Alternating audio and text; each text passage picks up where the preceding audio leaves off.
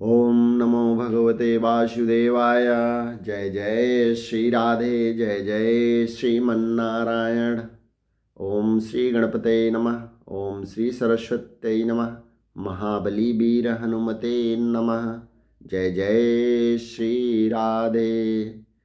बंधुओं, आज हम श्रीमद् भागवत कथा में चतुर्थ स्कंध में देवत्व के विषय में थोड़ा प्रकाश डालेंगे। सभी बंधुओं को जय श्री राधे। बंधुओं, धर्म की गति बड़ी सूक्ष्म है। धर्म की गति बड़ी सूक्ष्म है। धर्म भी अनेक बार अधर्म बन जाता है। सद्भावना के अभाव में किया गया धर्म सफल नहीं होता। सत का अर्थ है ईश्वर।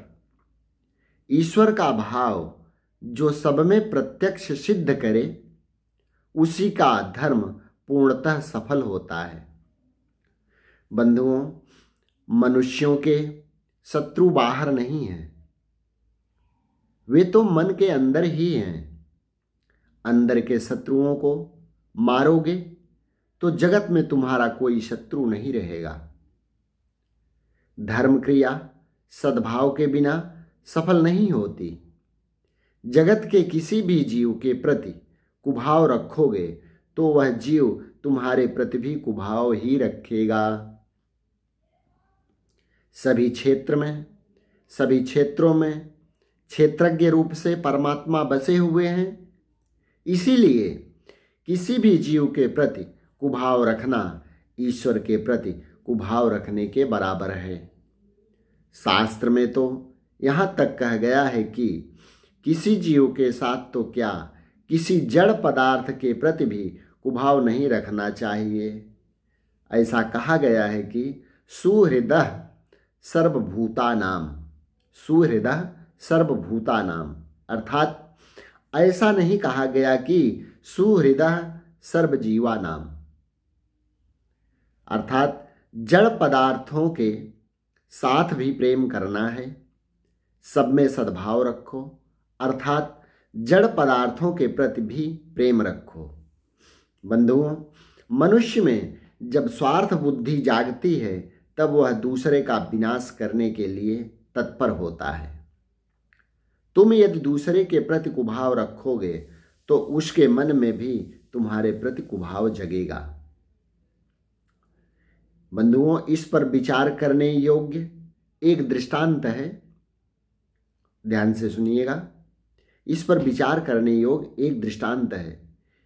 बंधुओं, एक देश में वहां के राजा और नगर सेठ गाढ़े मित्र थे।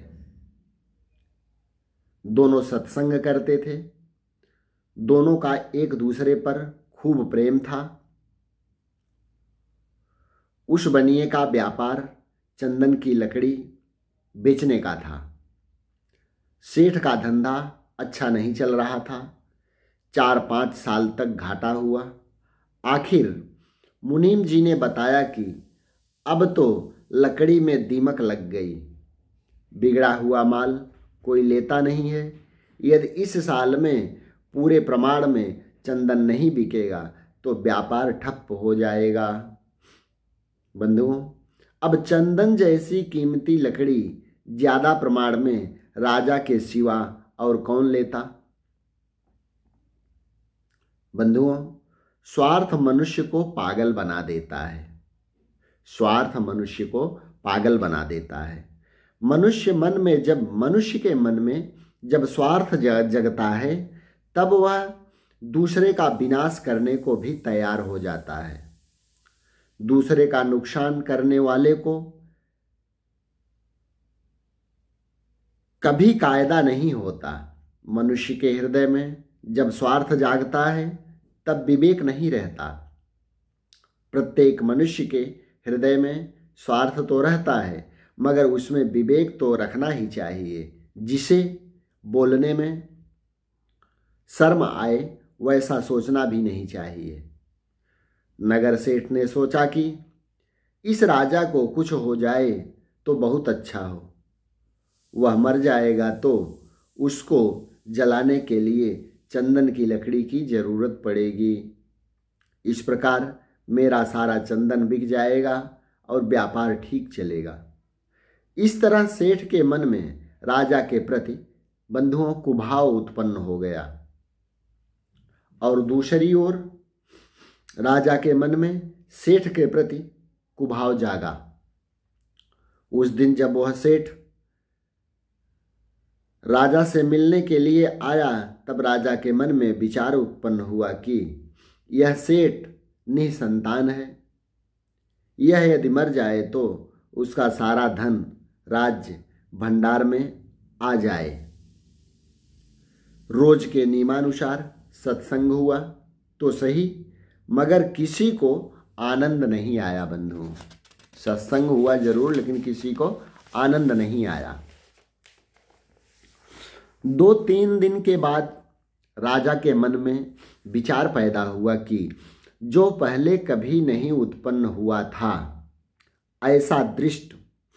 ऐसा दुष्ट विचार मुझे नगर सेठ के बारे में कैसे उत्पन्न हुआ। बंधुओं, मनुष्य पाप को मन में छुपाए रखता है, जिससे उसका जीवन बिगड़ता है। राजा ने सारी हकीकत सेठ से कह दी। राजा ने कहा, तुम्हारे बारे में मेरे मन में बुरे विचार कभी नहीं आए। इसका कोई कारण मेरी समझ में नहीं आ रहा है। क्या तुमने भी मेरे बारे में कुछ बुरे विचार किए थे? सेठ ने कहा कि मेरा चंदन का व्यापार चलता नहीं है, सबका पोषण करना है, कोई माल लेता नहीं है। सो मैंने विचार किया कि यदि आप मर जाएं तो कितना अच्छा हो। आप मरेंगे तो आपको जलाने के लिए चंदन की जरूरत पड़ेगी और मेरा सारा चंदन बिक जाएगा।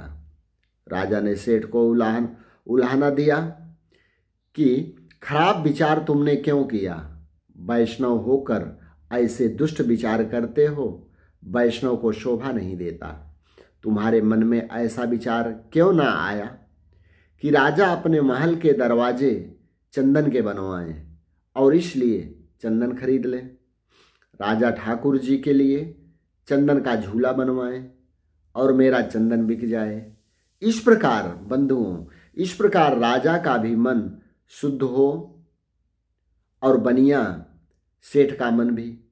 इसके बाद दोनों में एक दूसरे के प्रति शुभ भावना जागी और दोनों सुखी हो गए। तो बंधुओं, कहने का मतलब है कि भाव शुद्धि सबसे बड़ा तप है।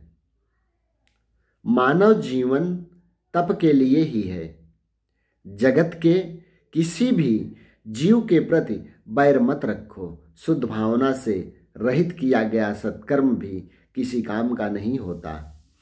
उससे कई बार धर्म भी अधर्म बन जाता है। सत्कर्म करने में यदि हेतु शुद्ध नहीं हो तो वह सत्कर्म भी पाप बन जाता है। दक्ष प्रजापति ने शिव जी के प्रति कुभाव रखा, अतः उसका धर्म अधर्म में बदल गया। बंधुओं, ये जग जाहिर है, सभी लोग जानते हो। उसका यज्ञ उसको ही मारने वाला हो गया। प्रत्येक मनुष्य के प्रति सद्भाव रखने से कार्य सफल होता है। सबका कल्याण हो, यही सत्य और सत्कार्य है। सत्यम भूत हितम प्रोक्तम। जय जय श्रीमन्नारायण। जय जय श्री राधे। सत्यम भूत हितम प्रोक्तम अर्थात अनेक में एक का दर्शन करना ही सबसे उत्तम है। एक ब्राह्मण यदि रास्ते में किसी स्त्री को देखकर उसमें लक्ष्मी की भावना करेगा तो उससे उस स्त्री में बसे हुए अंतर्यामी ईश्वर उसको आशीर्वाद देंगे। जबकि एक कामी पुरुष काम भाव से उस स्त्री को देखेगा तो उस स्त्री में बसा हुआ परमात्मा उसे शापित करेगा, अर्थात श्राप देगा। तो बंधुओं, सभी में ईश्वर भाव रखो। यदि तुम सब में ईश्वर भाव रखोगे तो दूसरे भी तुम में ईश्वर भाव रखेंगे। कई बार धर्म भी अधर्म बन जाता है। उसका कारण यह है कि धर्म करने वाला धर्म करने वाला सब में समभाव नहीं रखता, सब में समभाव रखना ही सबसे उत्तम धर्म है। सब में समभाव रखोगे तो सुखी हो जाओगे। सद्भाव का अर्थ है बंधुओं ईश्वर का भाव। सब में जो ईश्वर का भाव रखता है वह सुखी होता है, उसका धर्म भी सफल होता है। किसी भी जीव में कुभाव रखने वाले का धर्म सफल नहीं होता। महाभारत में हम देखते हैं कि श्री कृष्ण कई बार अधर्म करते हैं, किंतु उनके मन में सबके लिए सद्भाव ही होता है, इसलिए उनका अधर्म भी धर्म बन जाता है। सब में सद्भाव रखकर किया हुआ अधर्म भी धर्म बन जाता है बंधुओं। महाभारत के कर्ण पर्व में और द्रोणा पर्व में इसी विषय के दृष्टांत मिलते हैं बंधुओं।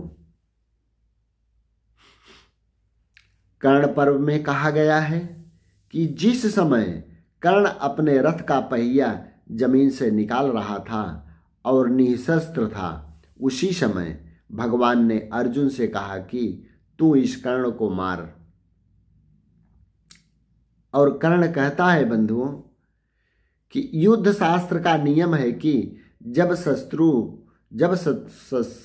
जो है निशस्त्र हो तो उस समय उस पर प्रहार ना करो। अतः अर्जुन को मुझ पर प्रहार नहीं करना चाहिए। तो बंधुओं तब श्री कृष्ण कर्ण से कहते हैं कि कर्ण, तुमने आज तक धर्म का कितना पालन किया है? तुमने स्वयं तो धर्म का पालन किया नहीं और दूसरों को धर्म पालन करने का उपदेश देते हो। भरी सभा में द्रौपदी का अपमान किया गया, उस समय तुम्हारा धर्म कहाँ गया था? इस प्रकार द्रोण पर्व में कथा आती है बंधुओं कि द्रोणाचार्य पांडव सेना का विनाश कर रहे थे। श्री कृष्ण ने सोचा यह बुढ़ा मरेगा नहीं तो अनर्थ होगा। इतने में अश्वत्थामा नामक हाथी मारा गया। श्री कृष्ण ने सोचा कि यदि द्रोणाचार्य को कहा जाए कि तुम्हारा पुत्र मारा गया है तो पुत्र शोक के कारण वे युद्ध बंद कर देंगे। यह सोचकर उन्होंने घोषणा करवा दी कि अश्वत्थामा मारा गया। द्रोणाचार्य ने सोचा कि बेटा तो मार दिया गया है, अब युद्ध क्यों करूं? परंतु यदि धर्मराज युधिष्ठिर कह दें कि अश्वत्थामा मार दिया गया है तो मैं सच मानूंगा। युधिष्ठिर से भगवान कहते हैं बोलो अश्वत्थामा मारा गया। तो युधिष्ठिर कहते हैं कि राज्य के लिए मैं असत्य कैसे बोलूं? भगवान कहते हैं कि दुर्योधन पापी है, यह मरेगा तो सुखी होगा और जीवित रहेगा तो अधिक पाप करेगा और दुखी होगा। जिससे सबका कल्याण हो वही सत्य है। द्रोणाचार्य ब्राह्मण होकर भी अधर्मी दुर्योधन की सहायता कर रहे हैं, वे पाप कर रहे हैं। द्रोणाचार्य अगर युद्ध छोड़ दें तो उनसे ज़्यादा अधर्म नहीं होगा। इसलिए कहता हूँ कि बोलो कि अश्वत्थामा हतः।